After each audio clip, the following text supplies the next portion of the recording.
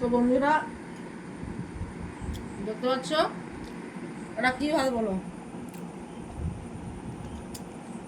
এটা হচ্ছে খুদ, আমরা খুদ বলে থাকি।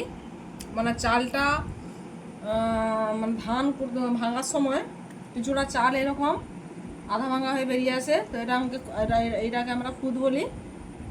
আর আজকের খুদ রান্না করেছি সকালে সবার জন্য, মানে খুদ চচ্চড়া, এটা আমরা খুদ চচ্চড়া বলে থাকি।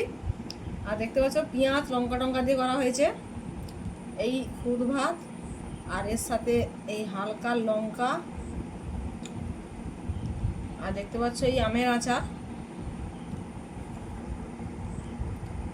আচার জাস্ট হালকা করে একটু নিয়ে এর সাথে মাখিয়ে খেলে